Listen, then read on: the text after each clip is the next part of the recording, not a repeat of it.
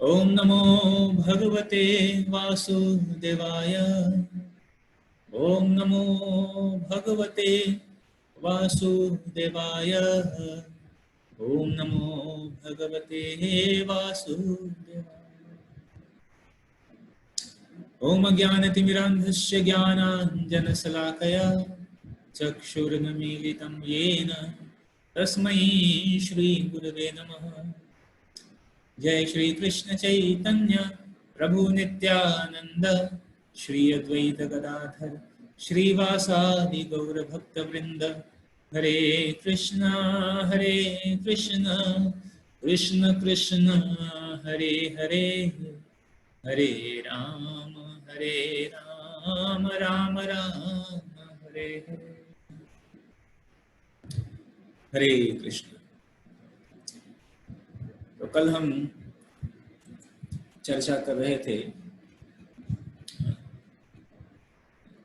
अपि चेत सुदुराचारो भजते माम्य अनन्य भाग साधुरेव सह मंतव्यः सम्यक व्यवस्थितो हि शः।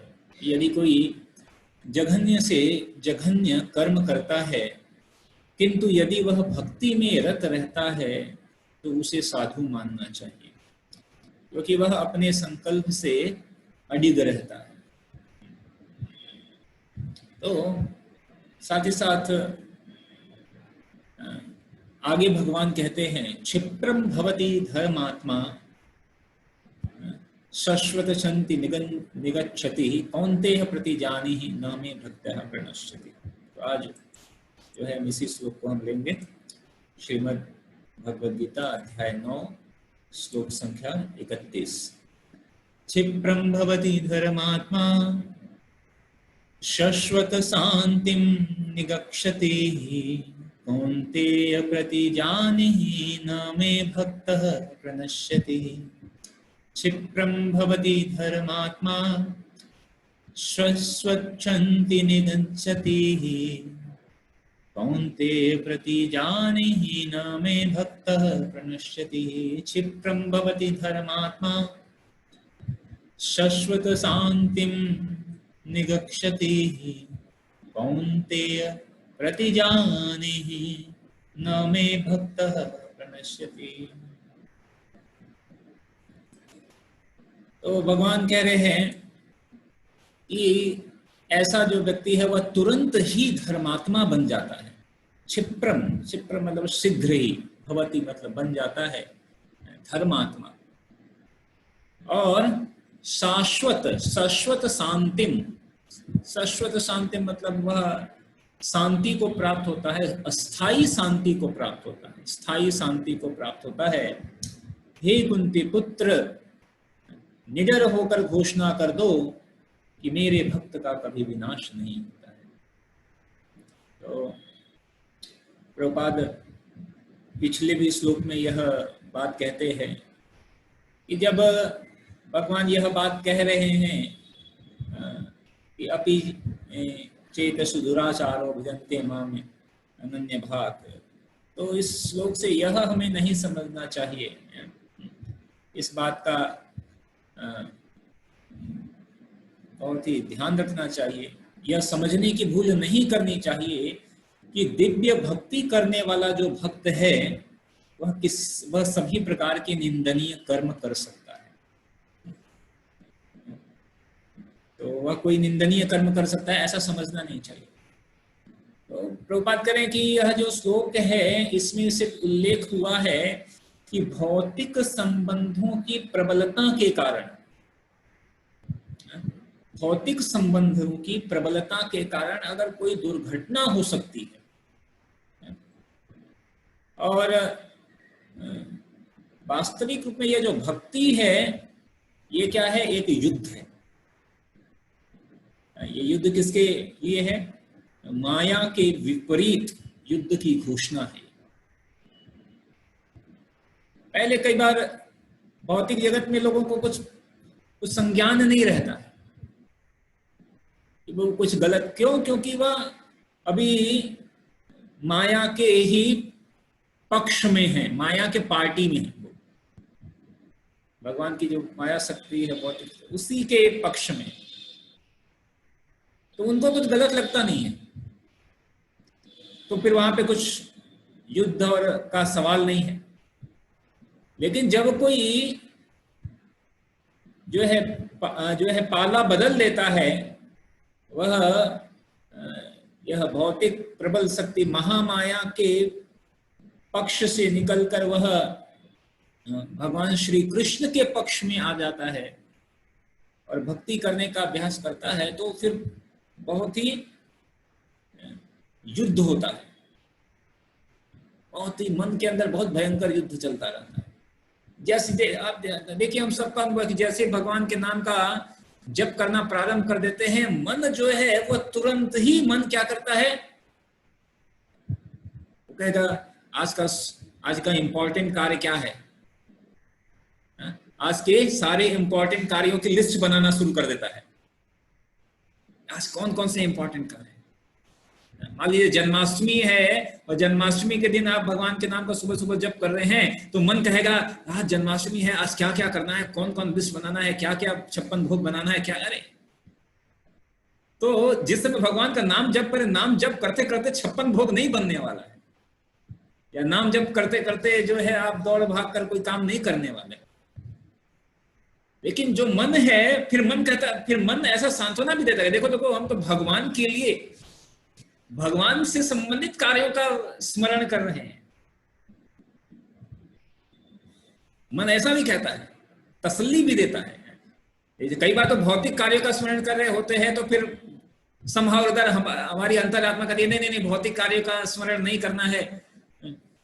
तो मन इतना ट्रिकी है, तो मन कहता है अच्छा अच्छा अच्छा ठीक है, तो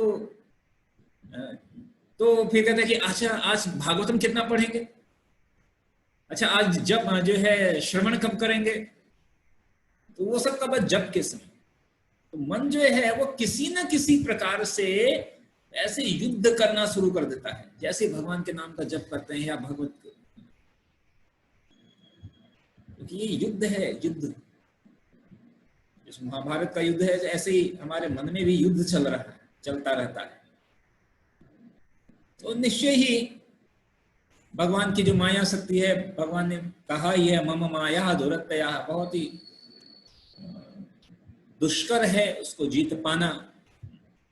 तो प्रभुपाद कहते हैं कि जब तक मनुष्य माया से लड़ने के लिए पर्याप्त बलशाली नहीं होता है, तब तक उसका आकस्मिक पतन हो सकता है,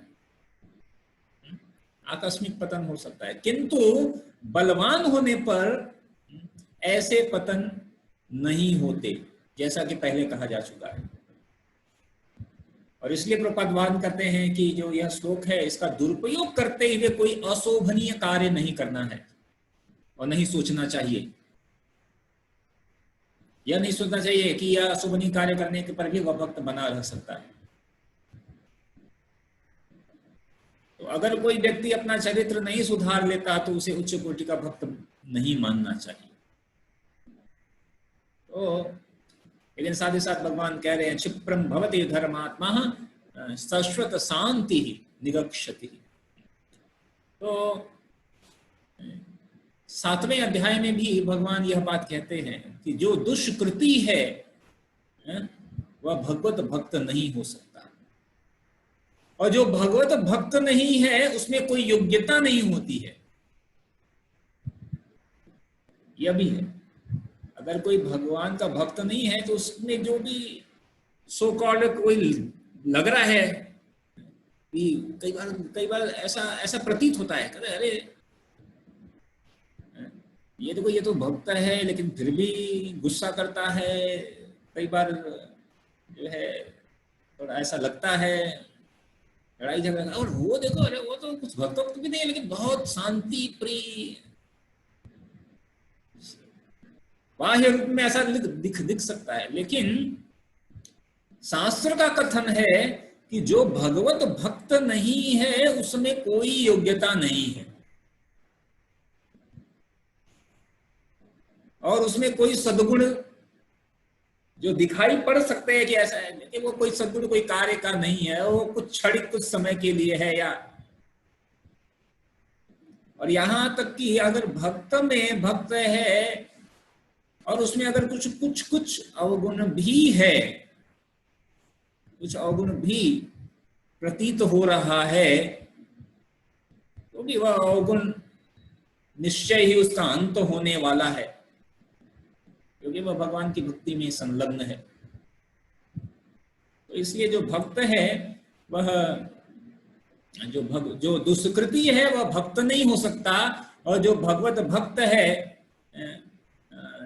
तो जो भगवत भक्त है उसमें दुष्कृति नहीं रहता है, और जो भगवत भक्त नहीं है उसमें कोई योग्यता नहीं है। तो आप प्रभुपाद कह रहे हैं कि तब प्रश्न यह उठता है कि संयोगवश या स्वेच्छा से निंदनीय कर्मों में प्रवृत्त होने वाला व्यक्ति किस प्रकार भक्त हो सकता है, किस प्रकार भक्त हो सकता है। तो प्रभुपाद कह रहे हैं कि यह प्रश्न ठीक ही है, क्योंकि जैसा 7वें अध्याय में कहा गया है कि जो दुष्टात्मा कभी भक्ति के पास नहीं भटकता उसमें कोई सद्गुण नहीं होता।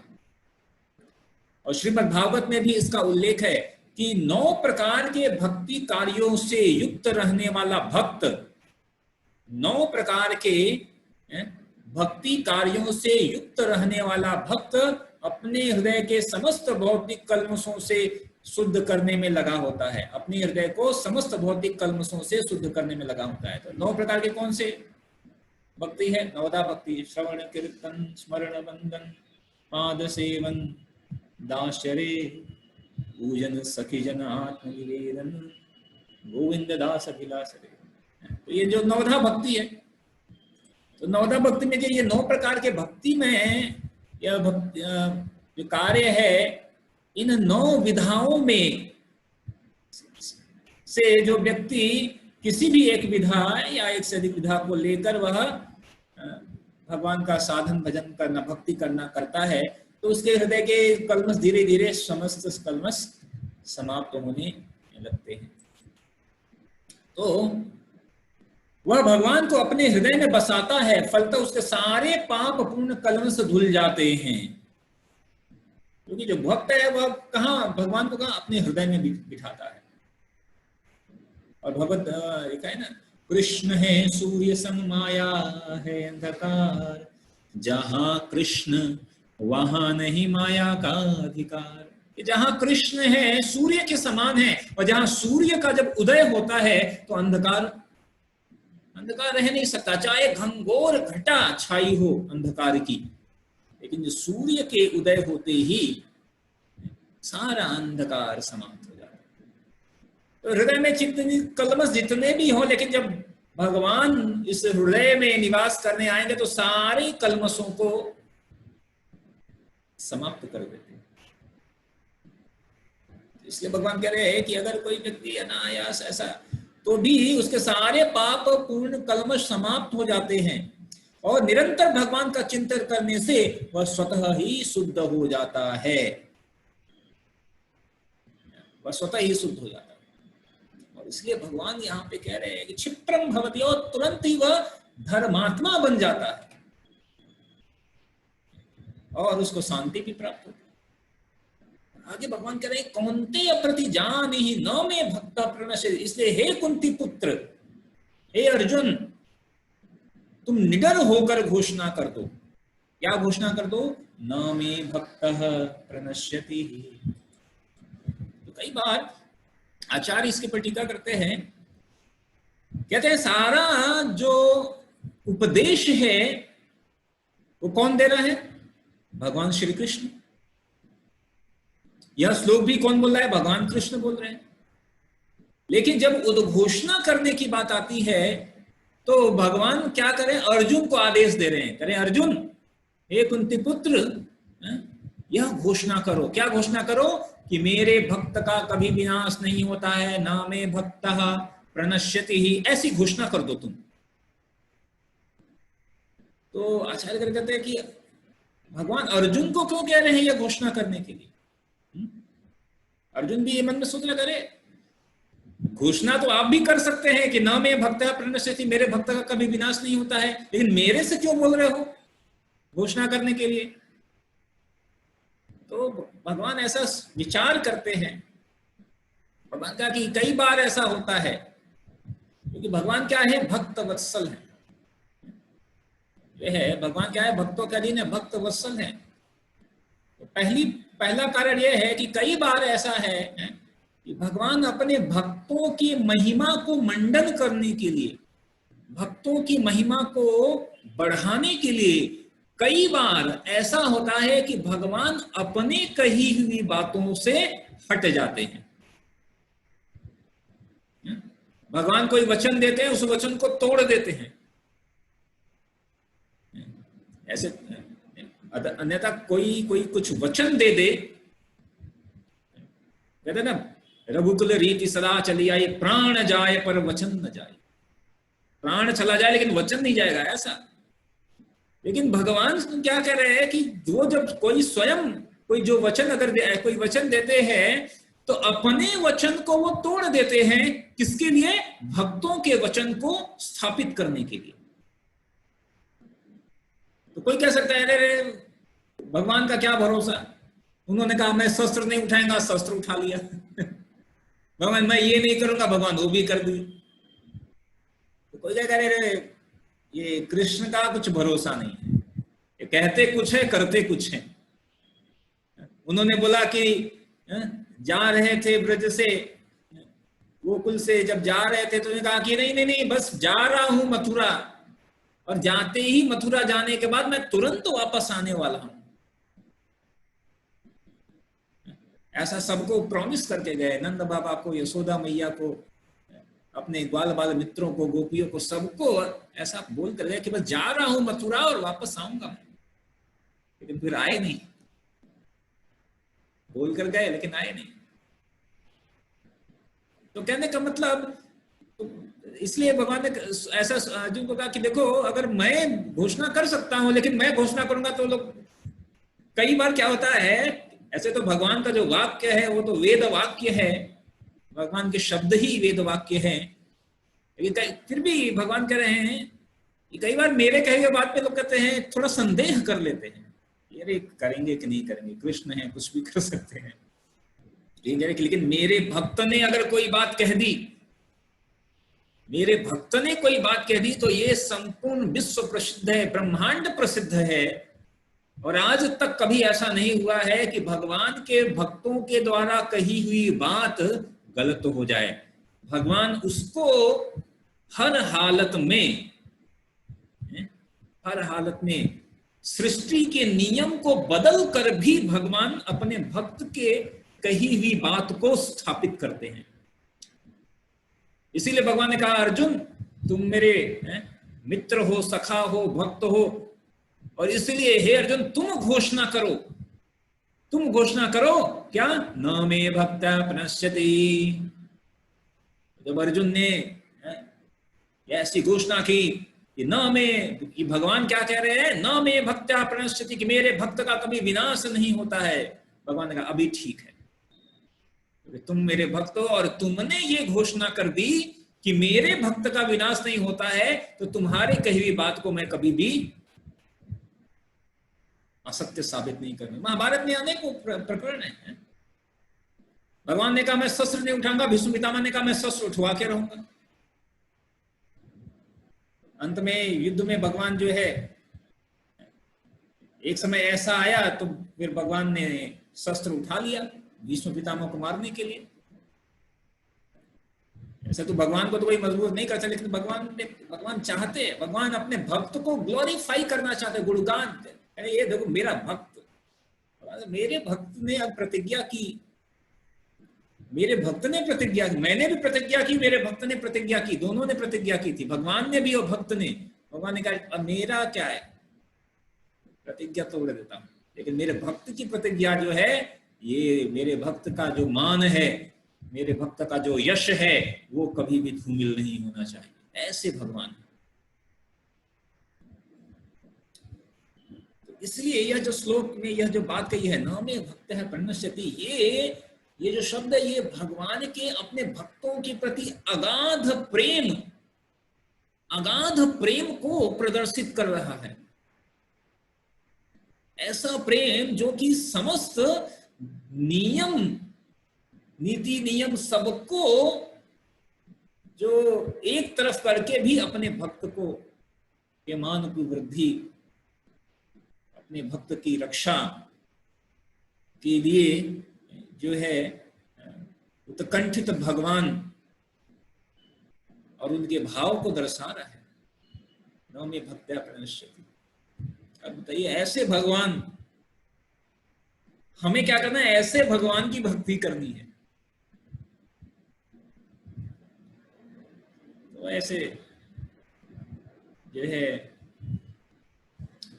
जो भगवान हैं, और फिर भी हम कितने पतित है, और यस तब भी हमारा हृदय जो है वह, कोई अगर कोई कई बार होता है ना सांसारिक भौतिक, कोई आता है, कोई कहता है मैं तुम्हारे लिए प्राण दे दूंगा, लोगों के अश्रु धारा, क्या क्या क्या बोल दिया इसने, तुम्हारे मैं जान दे दूंगा, लेकिन देता नहीं है कोई। लोग भले ही कहते हैं तुम चले गए तो मैं भी प्राण छोड़ दूंगा, लेकिन व्यक्ति चला जाता है और व्यक्ति वो वहां ही रहता है। 1-2 महीने कोई व्यक्ति विलाप करता है और फिर धीरे धीरे सब कुछ सामान्य, ऐसा और प्रेम। लेकिन यहाँ पर भगवान का प्रेम देखिए अपने भक्तों के प्रति, तो ये भगवान कह रहे न मे भक्तः प्रणश्यति, कि मेरे भक्त का कभी विनाश नहीं होता है। तो यह बहुत ही महत्वपूर्ण है।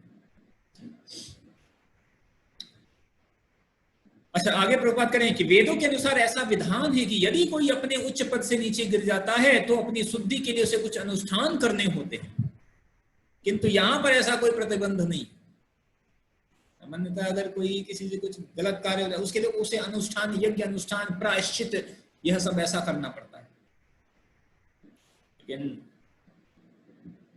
भक्ति के पथ में कह रहे हैं ऐसा कोई प्रतिबंध नहीं है कि आपको कोई ऐसा बड़ा अनुष्ठान करके प्रायश्चित का यज्ञ करना पड़े, नहीं, ऐसा कुछ नहीं। क्यों? क्योंकि प्रभुपाद कह रहे हैं कि यहाँ क्योंकि शुद्धि की क्रिया, शुद्धि की जो प्रक्रिया है वह भगवान का निरंतर स्मरण करते रहने से पहले से ही भक्त के हृदय में चलती ही रहती है। मतलब भगवान के नाम का जो स्मरण है यही वास्तविक शुद्धि की प्रक्रिया है। इसीलिए तो भगवान कहते चेतो दर्पण महाजनम भव महादावाग्नि निर्वार्पणम श्रेयः कैरव चंद्रिका वितरणम विद्यावधू जीवनम। जो चेतो दर्पण मार्जन हो रहा है, भगवान का नाम, जैसे जैसे भगवान का नाम हम जो है लेते रहेंगे तो शुद्धि की प्रक्रिया हो रही है, और जितनी शुद्ध होंगे हम उतना और भगवान का नाम लेंगे और उतना और शुद्धिकरण, फिर और भगवान का नाम, और ये चलता रहेगा। तो भगवान का नाम का जो स्मरण है यही वास्तविक सबसे बड़ी शुद्धि की प्रक्रिया है। यज्ञानाम जप यज्ञोष्मी, सबसे बड़ा यज्ञ तो यही है। तो ऐसे में उसे अलग से कोई यज्ञ आदि कर्म आदि करने की जरूरत नहीं है। वह केवल भगवान के इस नाम का अनवरत जप करते रहते हुए ही वह जो है उसकी वह शुद्धिकरण हो जाता है, और क्षिप्रम भवति धर्मात्मा, और तुरंत ही वह धर्मात्मा बन जाता है, तुरंत ही धर्मात्मा बन जाता है। और साथ साथ प्रभुपाद कह रहे हैं कि अगर कोई इस मंत्र का अनवरत जप करता रहता है तो ऐसा भक्त आकस्मिक पतन से भी बच जाएगा, इसका पतन ही नहीं होगा। अगर कोई निरंतर भगवान के नाम का स्मरण कर रहा है और भौतिक कलमों से वो से मुक्त होता जाएगा। अगर कोई इसमें लगा हुआ है, निरंतर लगा हुआ है, तो ऐसी स्थिति आएगी ही नहीं। लेकिन अगर कभी ऐसी आई अकस्मात तो की बात बता रहे हैं, तो इसीलिए भगवान यहाँ पे कह रहे हैं कि वह तुरंत ही धर्मात्मा बन जाएगा, और इसलिए वह शांति प्राप्त करेगा। और यह घोषणा कर दो अर्जुन कि मेरे भक्त का कभी विनाश नहीं होगा। तो जो भक्त बिना, इसीलिए हम कल या परसों कह रहे थे कि जो भक्त है वह भी शाश्वत है, विनाश नहीं होता, न प्रणश्यति। भगवान जैसे शाश्वत है ऐसे भक्त भी और भक्ति भी शाश्वत है। भगवान के जो भक्त है, तो भगवान हमारी तरफ से ऐसे उद्घोषणा करके हमारी रक्षा के लिए प्रतिबद्ध हैं। भगवान हमारी रक्षा के लिए प्रतिबद्ध हैं। शर्त यह है कि हम भगवान की भक्ति के लिए प्रतिबद्ध हो जाएं। भगवान अपनी भक्तों की रक्षा के लिए पूर्ण प्रतिबद्ध हैं और वो अपनी प्रतिबद्धता इस तरह से प्रदर्शित कर रहे हैं कि अपने भक्तों से कह रहे हैं कि तुम घोषणा करो। इतने भगवान प्रतिबद्ध हैं। तो हमें ही देखना है कि हम भगवान के प्रति कितने जो है सिंसियर हैं, हम भगवान के प्रति भक्ति में कितने जो है प्रतिबद्ध हैं। हम अगर भगवान की भक्ति में लगे रहे तो निश्चय ही तो ये यथा माम प्रबद्धन्ते ताम सथै, तो अगर हम प्रतिबद्ध है तो भगवान तो पहले से ही घोषणा करके बैठे हुए हैं, नामे भक्ता प्रणश्यति।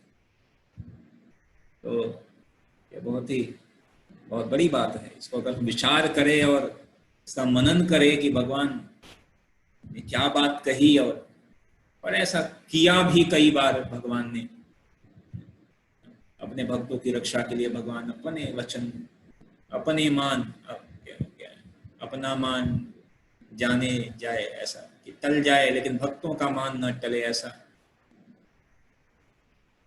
और जो भक्ति है वो तो हमने जितनी भक्ति की है, इसका एक और कई बार चर्चा करते हैं कि हम जो भक्ति हमने जितनी भक्ति की है वो भक्ति भी कभी विनष्ट नहीं होती है। इस जीवन में हमने जितनी भी भक्ति की करेंगे वह भक्ति कभी भी किसी भी स्थिति में, अगर मान लीजिए उदाहरण के तौर पे अगर किसी ने 50% भक्ति कर ली इस जीवन में और फिर उसने वो छोड़ दिया, भक्ति छोड़ दिया, तो जो 50% की है 50%, वो 50 का 50 रहेगा। वो 50 से फिर ऐसा नहीं होगा कि 50 हो गया अभी छोड़ दिया तो 49, 48, 47, 46, 54 करते करते करते 10, 9, 8, 7, 0 हो जाए। नहीं, पुण्य, पाप पुण्य ऐसा है, आपने 100% पुण्य किया तो वह पुण्य जो है 100 से उसका जैसे जैसे भोग करेंगे 199, 98, 97, 96, 95, 94, 93, 92, 91 करते करते करते 0, और 0 होते ही जैसे पुण्य छुड़वा पुनः वापस इस पृथ्वी धराधाम पर मृत्युलोकः विशन्ति। लेकिन भक्ति के जो कार्य किए, जो भक्ति संचित की हुई है, वह भक्ति जितना संचित है वह उतना ही रहेगी, वह विनष्ट नहीं होता है।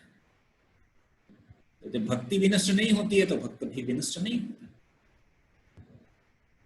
इसलिए भक्ति की ये एक बहुत ही महानता है कि अगर इस जितना भक्ति कर लिए अगले जीवन में, फिर वहां से 50% किया, अगले जीवन में 51% से स्टार्ट हो जाएगा। और जैसे ये भक्ति वापस लेवल पे आ जाएगी, 100% तक आए, तुरंत भगवान कहेंगे वापस आओ। मतलब ये एक ऐसा खाता है कि आप एक जन्म 2 जन्म भरते जाओ, ये कम नहीं होने वाला है कभी। इसका यह भक्ति का जो धन है वो समाप्त नहीं होता है, कि वह समाप्त हो जाए।